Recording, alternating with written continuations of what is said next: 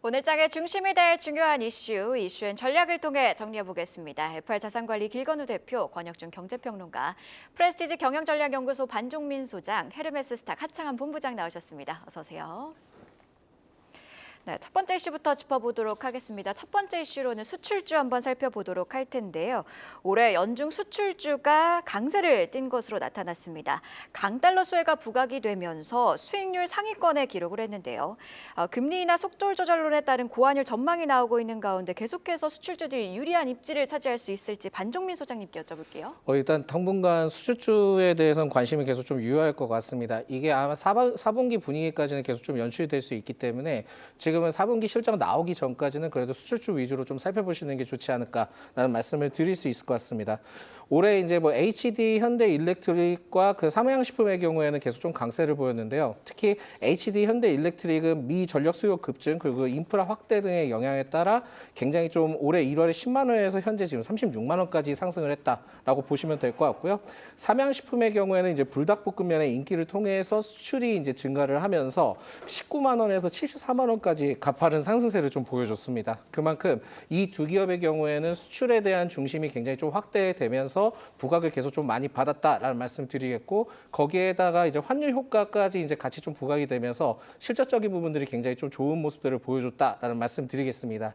최근에 이러한 기업들이 다시 좀 부각을 받는 것은 역시나 고환율 수혜주로서 굉장히 좀 부각을 받고 있는데 이외 업종들을 좀 살펴본다 한다면 지금 현재 부각받고 있는 고환율 수혜 업종의 경우에는 조선이 있고요. 식품, 전력 설비 등의 수출이 잘 되는 쪽으로 지금 모멘텀이 부각되고 있다라고 보시면 될 것 같습니다. 이게 지금 뭐 엔터의 경우에도 좀 얘기가 나오고 있고 화장품에 따른 얘기도 좀 나오고 있기 때문에 이쪽은 계속 좀 참고를 해보시면 좋을 것 같고요. 아까도 말씀드렸지만 단기적으로 고환율 수혜 시 수출이 잘 되는 기업의 경우에는 긍정적일 수 있겠는데 이유가 왜 그러냐면은 10월부터 환율이 1,300원대 초반이었다가 지금 계속 좀 오르고 있습니다. 오르고 있는 상황에서 현재 지금 한 1,440원대를 좀 기록을 하고 있기 때문에 4분기 때 이러한 분위기가 계속 좀 연출되는 상황을 봤을 때는 여기에 따른 매출적인 증가가 굉장히 좀 크게 될 수 있다는 점도 체크를 해볼 필요가 있지 않을까라는 말씀드립니다. 다만 여기에서 무조건 고환율이라고 해서 유리한 쪽은 아닌 것 같습니다. 왜 그러냐면 이러한 고환율이 계속 좀 유지가 되게 된다 한다면 원가 상승 등에 통해서 이제 매출 원가가 반영이 되기 시작하게 된다 한다면 추후에는 이게 길어지면 길어질수록 기업 입장에서는 수입을 해서 들어와야 되기 때문에 매출 총이익이 좀 줄어들 수 있고요. 거기에 따라 영업이익도 영향을 미칠 수 있다 보니까 환율이 계속 좀 고환율이 지속된다고 해서 무조건 긍정적인 건 아니다라는 말씀을 드리겠습니다. 그래서 만약에 그 고환율 수혜주로서 신규 접근을 만약에 고려를 해보신다 한다면은 매출 총이익과 영업이익이 높은 기업들 위주로 살펴보시는 게 좋지 않을까라는 말씀을 추가적으로 드리겠고요. 이러한 흐름들을 봤을 때는 아직까지는 음식료 업종이나 전력 설비 쪽에 대해서는 그 수혜를 계속 좀 받을 수 있기 때문에 상승을 좀 더 기대를 해볼 수 있지 않을까라는 말씀드립니다. 추가적으로 좀 특이한 기업이 하나 있습니다. 그 경동나비엔의 경우에는 좀 관심이 좀 유한 상황이긴 한데 북미에서 그 순간식 온수기 사업이 굉장히 좀 잘 되고 있는 것도 있고요.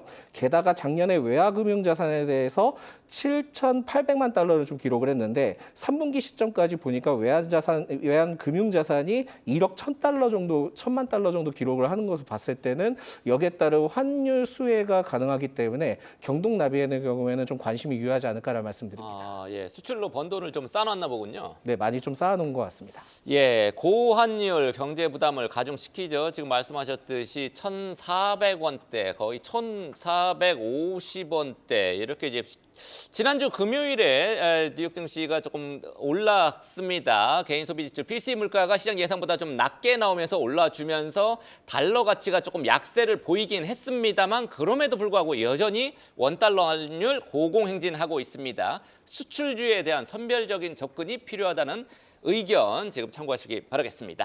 자, 다음 얘기, 전력기기 시장의 게임 체인저로 손꼽히는 초고압 직류 송전, 즉 HVDC에 국내 업체들이 주목하고 있습니다. 신기술 선점을 위한 경쟁력 강화에 속도를 내고 있는데 주목해 볼 만한 기업 하창원 본부장한테 들어보겠습니다. 네, 일단은 뭐 주목해 봐야 될 종목부터 말씀을 드리면 LS 일렉트릭과 HD 현대 일렉트릭이다라고 보시면 될 것 같습니다. 일단 그 이유는 LS 일렉트릭 같은 경우는 이미 이제 상용화에 성공을 한 상황이고요. 최근에 이제 제품 수주도 받았죠. 한국전력과 GE 합작사인 이제 카페스의 약 5,600억 원 정도의 이런 수주를 좀 받았는데 앞으로 이 시장 같은 경우는 굉장히 좀 전도 유망하다라고 보여집니다. 그래서 계속적인 관심이 좀 필요하다고 보이고요. 일단은 1일부터 20일까지의 수출입 데이터가 이제 전일 나왔는데 상당히 데이터가 긍정적으로 나왔습니다. 사실 이제 환율을 좀 포함해서 그렇겠지만 지금 이제 20일까지 데이터로 봤을 때는 올해 최대 기록을 좀 갱신할 수 있지 않을까라고 좀 그 기대감을 키울 수 있는 부분이거든요. 특히나 이제 뭐 중소형 변압기보다는 초고압 변압기에서 수출 데이터가 엄청나게 높아졌기 때문에 단기적으로 이러한 상승 흐름에 따른 이제 전력기기에 대한 기대감들 추가적으로 높아질 수 있을 것 같고요. 앞에서 설명해 주신 것처럼 결국엔 최근에 이제 교류에서 직류로 넘어가고 있는 상황인데 이게 AI화가 계속적으로 확대가 되고 뭐 데이터 센서라든지 관련된 이제 전력에 대한 수요가 계속적으로 늘어나게 되면 약간의 전력에 대한 이제 보낼 때 변동성이 생기는 교류보다는 일정하게 가는 직류 부분이 훨씬 더 유리해질 수밖에 없는 부분이고요. 과거에는 그게 힘들었지만 이제 초과압으로 변환을 해서 보낼 수 있는 그런 기술이 개발이 되었기 때문에 결국엔 직류 쪽으로 다 변동이 되지 않을까라고 보여집니다. 그래서 한 10% 이상의 뭐 전력 효율화에 대한 기대감도 나타나고 있고요. 비용적인 부분에서도 추가적인 기대감을 가질 수 있습니다. 그리고 HD 현대 일렉트릭 같은 경우도 26년을 개발 완료로 이제 HVDC 차단기 연구를 진행을 하고 있는 상황이고요. 향후 이렇게 이제 많은 기업들이 관련된 부분에서의 개발을 하고 있고 진행을 하고 있다라는 점, 그리고 수요단이 굉장히 좀 크게 늘어날 수 있다는 부분에서 봤을 때는 기대감을 안 가질 수 없다라고 보시면 될 것 같고, 앞서 말씀드린 이제 수출입 데이터까지 긍정적이게 되면 이미 수주가 받은 거에다 플러스 알파 요인으로 추가적으로 붙어주는 부분들에다가 PPI까지 좋아지고 있는 상황이기 때문에 상당히 향후 전망도 긍정적으로 보실 수 있겠다라고 보시면 될 것 같습니다. 네, 점점 더 글로벌 시장에서 파이를 키워나가고 있는 K전력설비 기업들의 앞으로의 주가 향방도 관심 있게 지켜보면 좋을 것 같네요. 자, 그럼 이어서 주말 사이에 나왔던 반도체 뉴스 한번 살펴보도록 하겠습니다. 삼성전자도 미국 상무부로부터 보조금을 최종적으로 확정받았습니다. 최종 규모가 47억 4,500만 달러, 우리 돈으로는 약 6조 9천억 원인데요. 관련해서 자세한 내용은 길건우 대표님께 들어볼게요. 네, 저희가 이제 최근 들어서 이제 반도체 얘기를 또 안 할 수는 없는 것 같고요. 항상 이제 보조금 얘기가 조금 많이 나오고 있었는데, 뭐 트럼프가 되면서 보조금 안 주는 거 아니야라는 얘기들이 있었던 반면에 기존보다 좀 줄기는 했지만 받아서 어느 정도 안도는 한 것 같습니다. 뭐 삼성 같은 경우는 6조 9천억으로 확정이 됐고요.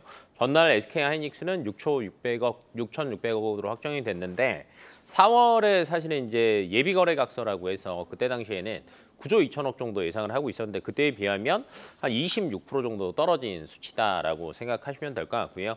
현재 바이든 행정부에서 이제 보조금을 확정을 해줘서 그나마 안도가 있기는 하지만 사실은 이게 트럼프 변수가 어느 정도 작용이 되면서 그전보다 많이 깎이지 않았나라고 예상이 되고 있고, 그러다 보니까 앞으로 그러면 삼성과 SK하이닉스가 미국에서 열심히 돈을 써도 보조금을 받는 게 조금 안 좋지 않을까라는 얘기들은 계속 나올 수밖에 없는 것 같습니다. 그러다 보니까 뭐 오늘 시장에서도 삼성전자, SK하이닉스 같은 경우에는 뭐 그닥 큰 흐름을 만들어낼 것 같지는 않고요.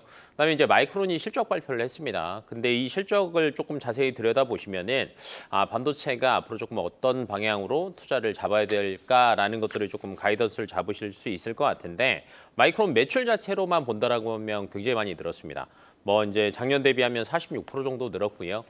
뭐 전분기 대비하면 뭐 매출은 거의 뭐 많이 늘었다라고 생각하시면 되는데, 여전히 서버 쪽이랑 HBM 쪽의 매출이 주된 증가분이었다라고 생각하시면 될 것 같고, 하지만 이제 내년 2분기에 대한 기대감이 많이 떨어지면서 주가가 많이 빠졌다라고 생각하시면 될 것 같은데, 내년 2분기 매출 가이던스가 나왔는데 79억 달러 정도 나왔거든요. 근데 이게 컨센서스 대비하면 12% 정도 빠진 거고요. EPS 같은 경우에도 실질적으로 조금 늘긴 했지만 컨센서스보다는 조금 낮게 나오면서 주가가 조금 많이 밀렸다라고 생각하시면 될 것 같은데, 삼성전자, SK하이닉스도 아마 비슷하게 지금 가이던스 자체는 나오고 있거든요. 그러다 보니까 조금 주가 상승에는 조금 부족하지 않을까라고 보여지고 있고, 다만 뭐 반도체 쪽에서 최근에 소부장 쪽은 좋은 얘기들이 조금 많이 나오고 있습니다. 왜 그러냐면 삼성전자, SK 하이닉스가 안 좋다 보니까 소부장 쪽도 투자 캐펙스 투자 안 하면 안 좋은 거 아니야라고 생각을 했었는데, 최근 들어서 이미 모두 선반영이 되면서 주가는 많이 빠졌고요. 반면에 뭐 내년 1, 2분기, 뭐 늦으면 1분기 하반, 빠르면 2분기부터는 뭐 소부장 실적이 어느 정도 회복이 될 수 있는 구간이다라는 얘기들이 많이 나오면서 조금 이 저가 매력도가 많이 플러스 알파 되는 것 같아요. 내년 2분기부터는 이런 얘기들이 많이 나옵니다. 메모리 가동률은 조금 늘어날 거고요. 그다음에 미국 쪽에서 트럼프 당선인이 정책을 내놓으면서 사실은 이제 중국 쪽에 대한 제재를 많이 할 수밖에 없는 구간이다. 뭐 이런 얘기들이 계속 나오고 있거든요. 그러다 보니까 분명히 뭐 빠르면 상반기에는, 늦어도 하반기에는 어찌됐건 투자에 대한 이야기들은 계속 나올 수 있을 것 같아서 조금 저가 매력도는 소부장 쪽이 현재는 훨씬 더 매력적이라고 보고 있어서 삼성전자, SK 하이닉스보다는 소부장 쪽으로 한번 노려보시는 게 어떨까 싶습니다. 네, 반도체 소부장주 뭐 반토막락 종목들이 너무 많습니다. 지금 우리 대표님 말씀처럼 지금 저가 매력이 소부장 쪽에서 특히 좀 부각이 많이 되는 것 같습니다. 트럼프 당선인 반도체 투자 보조금 줄 필요 없다. 뭐 여러 번 얘기를 했습니다만 변수가 실제로 취임하고 나서 생길 수 있는 만큼 관련한 뉴스 계속 팔로우하면서 지켜보시죠. 자, 코스피가 비상계엄 이후 약세를 이어가고 있습니다. 이런 가운데 외국인 투자자들이 전반적인 매도세 속에서도 주목한 업종이 있다고 하는데요. 바로 인터넷, 게임 같은 그런 업종인데 권혁준 평론가한테서 이 관련된 배경 무엇인지 한번 들어보겠습니다. 네, 그렇습니다. 사실 이제 국장에서 개인 투자자들이 많이 지금 빠져나왔기 때문에 외국인 이제 추세가 더더욱 중요한 시장이 돼버렸죠. 그럼 외국인들이 어떻게 움직이고 있는지 꼭 보셔야 되겠습니다. 일단 외국인들이 이제는 매도했던 종목들을 보겠습니다. 보통 지난 4일부터 20일까지인데요. 13거일 동안 봤더니 총 한 3조 300억 원 정도 매도를 했는데 절반을 거의 삼성전자가 차지했습니다. 그 정도로 외국인들이 많이 팔았고요. KB금융, 현대차, 신한지주, 고려야 이렇게 나오고 있는데, 특징은 연초에 외국인들이 많이 매수했던 밸류업 지수에서 많이 빠졌다라는 거죠. 이런 특징들을 좀 보셔야 됐다 보시면 되겠고, 그러한 이유를 세 가지를 뽑았습니다. 정치적 이유, 그다음에 정책적 모멘텀이 사라졌던 부분, 그다음에 이제 미국발 통화 정책 이슈가 내년도 이제 4번에서 2번으로 금리 인하 시그널이 나왔기 때문에 사실 이런 부분들이 좀 악재로 작용하지 않았나라고 생각하는데, 그러면 이제는 매수를 뭐를 많이 했느냐, 이게 가장 중요하겠죠. 외국인들이 순매수했던 걸 보면은요, SK 하이닉스라든지 네이버라든지 LI 넥스원, LIG 넥스원, 그다음에 한화 에어로스페이스, 이런 어떤 방산주 중심으로 이제 좀 매수를 했던 부분이 있겠고요. 특히 이제 악재에 둔감했던 이제 게임, 인터넷주를 매수했다는 거죠. 크래프톤도 사실상 여기 순매수 종목에 들어가거든요.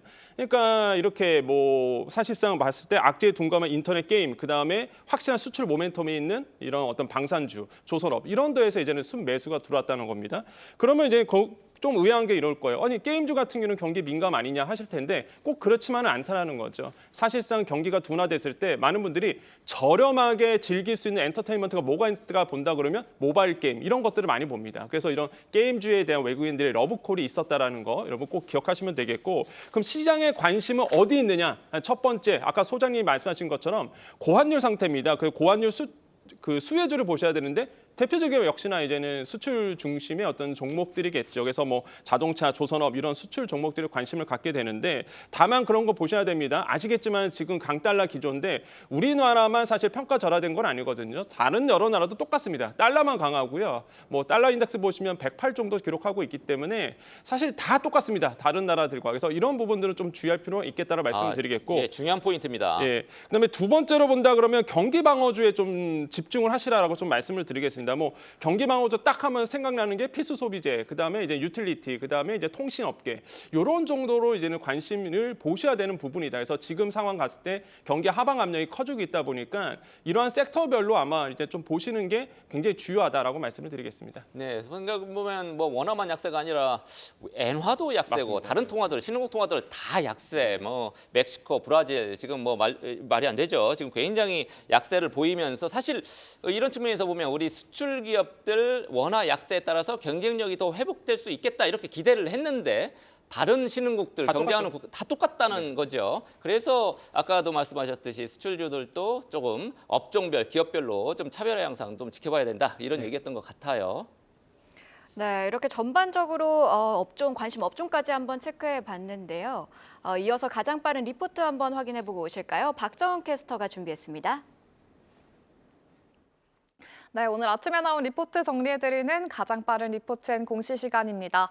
이번 주 크리스마스를 앞두고 시장에 산타가 찾아와줬으면 좋겠는데요. 월요일 아침부터 증권사들이 부지런히 리포트를 발행했습니다. 상향과 하향 리포트가 다양하게 있었는데 상향 보고서로는 삼양식품과 스튜디오 드래곤, SBS를 주목한 증권사 의견이 나왔고요. 하향 보고서로는 현대제철과 CS윈드 그리고 고영에 대한 의견이 제시됐습니다. 먼저 삼양식품 리포트부터 체크해보겠습니다.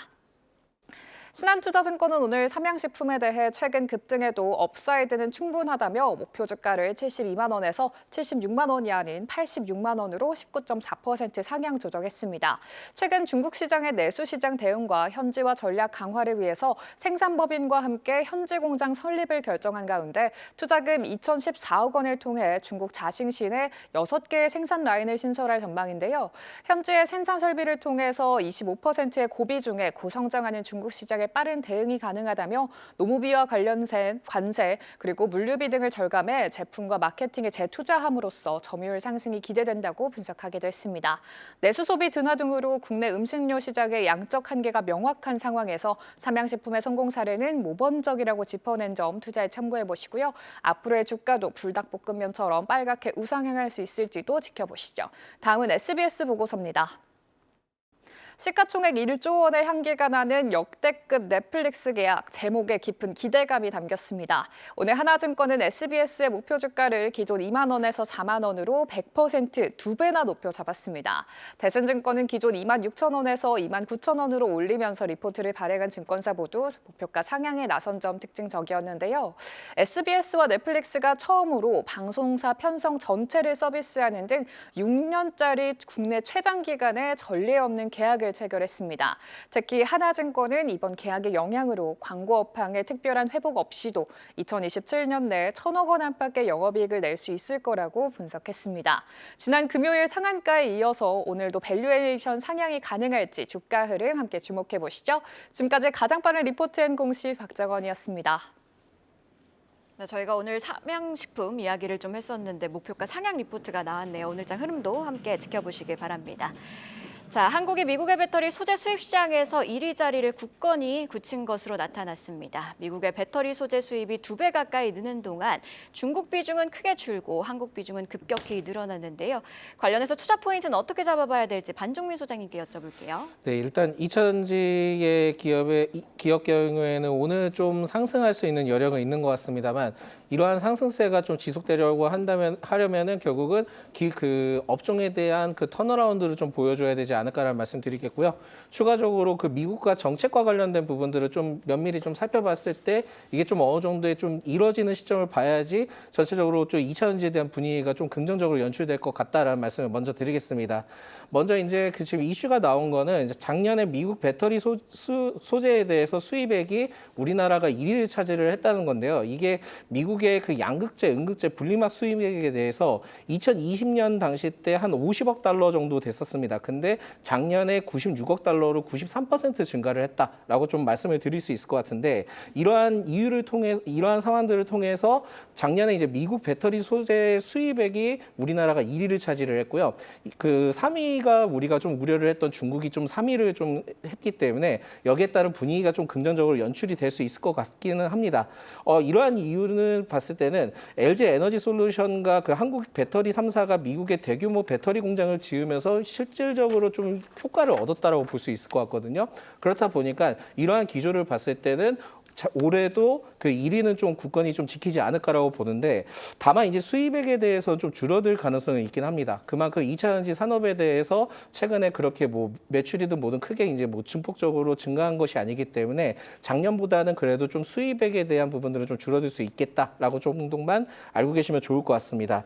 일단 지금 미국의 공장에 대해서 지은 것에 대한 효과를 좀 보여줬기 때문에 이러한 기조가 계속 이어지게 된다 한다면 언젠가는 2차전지에 대한 분위기가 좀 연출될 수 있지 않을까 않을까라는 말씀을 드릴 수 있을 것 같은데 아직까지 트럼프 당선인에 대해서 효과를 보기에는 좀 시간이 좀 걸릴 수 있습니다. 그렇다 보니까 미국의 정책적인 요소가 확실하게 결정났을 때 분위기가 반전될 수 있다는 점을 체크를 하셔야 되는데 아직까지 그러한 움직임을 보이지 않고 있기 때문에 여기에 따른 리스크는 계속 좀 남아있다 보시면 될 것 같고요. 특히 이제 뭐 소재단 관세 부과 등의 좀 얘기가 나오고 있다 보니까 이게 만약에 실현이 된다 한다면은 우리나라 업체들의 경우에도 일부 좀 타격을 받을 수 있다는 점도 체크를 하셔야 될 것 같습니다. 그렇다 하더라도 무조건 부정적인 면만 있는 건 아니고요. 긍정적인 면도 같이 공존합니다. 특히 이제 중국에 대한 견제 가능성을 미국에서 좀 보여줄 수 있다 보니까 거기에 따른 배터리 업체에 대해서 반사수의 가능성도 충분히 남아 있고요. 게다가 이번에 관세에 대한 얘기가 좀 어느 정도 흘러나왔을 때 동맹국들과 개별적인 협상을 통해서 관세를 면제하는 그 방안을 권고한다는 내용들이 좀 있기 때문에 그렇다면 아직까지 희망의 끈은 좀 남아 있다라고 보시면 될 것 같거든요. 다만 이제 우리가 생각을 해야 될 거는 우리나라 정부가 빨리 좀 대면을 하든지 아니면 협상을 하든지 간에 움직임을 좀 보여줘야지만 긍정적인 부분을 연출할 수 있다라고 좀 생각을 하셔야 될 것 같습니다. 그렇다 보니까 지금 트럼프 당선이 1월 20일 때 이제 본격적으로 이제 정부가 들어섰는데 그때까지 우리나라도 빠르게 좀 제스처를 취하지 않으면 골든타임을 좀 놓칠 수도 있겠다라고 좀 생각이 들고 있기 때문에 하루빨리 좀 정부에서 적극적인 면을 좀 취해야 되지 않을까라는 말씀 드립니다. 결국은 2차 전지에 대해서는 긍정과 부정이 같이 공존하고 있기 때문에 지금은 뭐 주가가 많이 빠진 상태에서 올라온다 하더라도 저가 매수 관점으로는 그렇게 좀 유효하지 않다라는 말씀을 드릴 수 있을 것 같고요. 일단 지금은 2차 전지에 대해서 그냥 놔두시고 때를 좀 기다려 보시는 게 낫지 않을까라는 말씀드립니다. 그래서 여기에 추후에 이제 만약에 2차 전지를 투자하시게 된다면 먼저 이제 2차 전지 기업들에 대해서 실적이 감소를 막았는지를 반드시 좀 확인을 하셔야 될 것 같고요. 두 번째로는 트럼프 정권이 이제 들어섰을 때 실제 나오는 내용들을 바탕을 가지고 그때 투자 전략을 진행을 하셔도 늦지 않으니까 이 점을 좀 반드시 좀 기억하고 투자에 좀 고려를 하셨으면 좋겠다라는 말씀드리겠고요. 제일 중요한 거는 역시나 정부에서 좀 빠르게 2차 전지 산업에 대해서 방안을 좀 마련했으면 좋겠다라는 말씀을 드리겠습니다. 지금 내년도 전망과 관련해서 증권가에서 여러 이야기들이 나오고 있는데 2차 전지주 관련해서는 내년에 상저하고라고 보시는지 아니면 내년에도 지속적으로 좀 부진할 것으로 보시는지 어떻게 보고 계신가요? 일단 제 마음속으로 상저하고였으면 좋겠는데요. 아직까지 실적적인 부분들이 올라오지 않는 시점을 봤을 때는 1분기 때 실적을 보고 좀 판단을 해야 될 것 같고 이게 캐즘에 대해서 생각을 했을 때 단순히 캐즘 현상은 아닌 것 같습니다. 그래서 어느 정도 성장이 좀 정체되어 있다는 모습들을 봤을 때는 아직까지 긍정적인 면은 그렇게 보이지는 않기 때문에 내년에 실적적인 부분들이 올라오지 못하고 관세 영향까지 같이 받게 된다 한다면 하반기 때도 쉽지는 않을 것 같다는 말씀드리겠습니다. 네, 우리 반 소장님의 속마음은 상저, 하저 가능성 염두에 두고 저가 매수는 지금 조금 자제할 필요가 있다 이렇게 지금 설명을 또 해주셨습니다. 관련해서 LG에너지솔루션 비상경영, 위기경영 선언을 했다 이 소식도 전해드렸었죠. 자, 차기 트럼프 행정부가 2차 전지 소재 관세를 매기는 방안들 마련한다 이런 보도도 있었죠. 한국이 압박 대상 될 수 있는 만큼 정부 중심의 대미 협상력 제고 필요해 보입니다. 자, 한화그룹이 미국의 필리조선소 독립선언문 작성했던 필라델피아에 있는 미 해군 최초의 조선소가 필리조선소죠. 국내 기업 중 미국 조선소 인수한 것은 하나오션이 처음입니다. 북미를 거점으로 도약의 발판을 마련했다는 평가인데 권혁중 평론가님 어떻게 생각하십니까? 그러니까 하나가 참 운이 좋은 건지 아니면 전략적인 건지 굉장히 좋은 흐름을 탔다라고 저는 생각을 해보겠습니다. 일단 필리조선소를 인수를 했는데요. 이게 지난 6월부터 진행이 됐었습니다. 근데 가격이 이제 1,450억 원 정도 주고 이제 인수를 했습니다. 굉장히 싸게 샀다 이런 평가가 주류를 이루고 있는데 그 의미를 좀 볼 수가 있겠습니다. 먼저 이제 존스법 규제에서 벗어날 수 있는 거죠. 우리가 보통 선박 아니면은 함정에 대한 MRO 사업할 때 빠지지 않는 게 존스법 이런 얘기를 많이 합니다. 이 존스법은요. 미국 내 항구에서 오고 가는 이제 배들은 자국 내에서 만들어져야 된다라는 이제 법입니다. 근데 여기서 많이 의아하신 게 궁금해하시는 게 아니 외국 함정도 아니면 외국에 대한 선박도 많이 오고 가던데 이런 거는요 사실 국제운송은 존스법에 해당되지 않거든요. 그렇기 때문에 일단은 국제운송은 상관없는데 자국 내에서 오고 가는 배들은 이제 미국 내에서 만들어져야 된다는 거죠. 그렇기 때문에 이런 존스법이 이제 강하게 되는데 사실 이 존스법은 조선소의 소유권을 권한을 이제 사실상 이거를 제한하지 않게 됩니다. 한마디로 한화가 사실 필리조선소 인수했잖아요. 그렇게 되면 거기서 만들어진 배들은요, 충분히 아무래도 이제는 그 안에서 움직일 수 있는 여력이 생긴다는 거죠. 그 뜻은 뭐냐 그러면 북미 조선업에 대한 진출의 교두보가 마련을 했다는 겁니다. 그래서 저는 이런 부분에서 보면 굉장히 전략적 차원에서 굉장히 좋은 방향이었다고 저는 생각을 해보겠고, 두 번째로 본다 그러면 역시나 미국 해군 함정에서 MRO 사업을 빼놓을 수가 없습니다. 그래서 MRO에 대한 부분도 굉장히 좀 두각이 될 것 같은데, 아시겠지만 미국 함정 같은 경우가 존스법 때문에 사실상 미국 내에 이제 조선서들의 어떤 인력이라든지 이런 비용이 높아지면서 사실 쇠퇴했던 부분이 있습니다. 그러다 보니까 뭐 이미 아시겠지만 미국 함정의 MRO 같은 경우는 태평양 연안의 우방국에서 많이 이루어지고 있거든요. 우리나라도 이번에 이제 포함이 됐고요. 그런데 이제는 만약에 필리조선소에서 하나가 움직이게 된다 그러면 충분히 이 안에서도 MRO 사업, 유지보수, 정비가 이루어질 수 있다라는 거죠. 그러면 이런 교두보가 마련해지고 함정에 대한 부분도 또 교두보가 마련해지고, 그래서 저는 하나에 대한 어떤 전략적 차원에서 본다고 굉장히 긍정적인 영향을 줄 것이다. 특히 한국의 기술력과 미국의 자본이 합쳐져서 시너지 효과가 충분히 저는 나올 수 있다라고 저는 생각을 해보겠고요. 이런 점에서 본다 그러면 미국도 환영하고 있거든요. 미국이 이번에 외국인 투자 심의위원회라든지 국방교육 통제국에서 이례적으로 굉장히 빨리 승인 내렸습니다. 아시겠지만 트럼프 당선인이 당선되자마자 전화했던 게 우리나라의 조선업이었거든요. 그 정도로 조선업에 대한 뜨거운 러브콜이 있고, 여기에 이제 필리존스를 인수했고 존스법도 있는 마당에 그러면 하나야말로 이제 경쟁 우위를 기록할 수 있다. 저는 그래서 2025년도에 정말로 우리가 바라봐야 될 업종을 본다 그러면 하나가 관련된 업종들, 이런 에어로스페이스라든지 이런 쪽에서 아마 관심을 가져보는 것도 좀 나쁘지 않을 것 같다고 생각을 해봅니다. 근데 에어로스페이스는 사실 잘 나가긴 하는데 HD 현대중공업이나 삼성중공업 뭐 이런 데들하고 비교했을 때 하나오션 주가가 사실 그동안에 조금 시원치는 않았거든요. 맞습니다. 예. 그래서 저가 매수 뭐 저가 매력이 조금 더 밸류에이션 매력이 더 크다 뭐 이렇게 보시는 건가요? 그렇죠. 이제 밸류에이션 측면에서 본다 그러면 다른 조선업보다는 하나오션의 어떤 장점을 좀 가지고 있다고 저는 생각을 해보겠고요. 사실 조선업에 대한 뜨거운 러브콜이 있기 때문에 아마 뭐 하나오션뿐만 아니라 다른 조선업에 대한 훈풍은 분명히 있을 것입니다. 하지만은 역시나 우리는 수익을 내야 되는 관점에서 본다 그러면 저가 매수 측면에서 하나오션이 더 매력적일 수 있다라고 좀 생각을 해봅니다. 네. 네, 주말 사이 나온 이슈를 보니까 미국 의회가 Ships for America Act, 즉 쉽스법을 발의를 했습니다. 조선업 강화법인데요. 그런 만큼 우리 시장으로 러브콜이 좀 더 들어올 수 있는 만큼 오늘장 조선주들 흐름까지도 함께 체크해 보시면 좋을 것 같네요. 계속해서 오늘장 섹터 전략 이어가도록 하겠습니다. 길건우 대표님께서 통신주 가지고 오셨는데요. 밸류업수의 배당 매력도 부각이 되는 업종입니다. 어떤 부분들을 주목해 보면 좋을까요? 최근에 사실은 이제 개인들이 투자하실 때 가장 고민 중에 하나가 살 게 없다라는 말씀을 굉장히 많이 하시는데, 살 게 없다라는 건 사실 그만큼 이제 시장이 굉장히 어렵다라고 생각하시면 될 것 같고요. 이때 조금 매력이 있는 게 뭐가 있을까를 생각해 보신다라고 하면, 뭐 대표적인 경기 방어주인 앞에서도 이제 평론가님이 얘기하셨던 것처럼 항상 통신주는 들어가거든요. 그래서 이제 경기 방어주에 대한 매력이 조금 부각된다라고 생각을 하시면 될 것 같고요.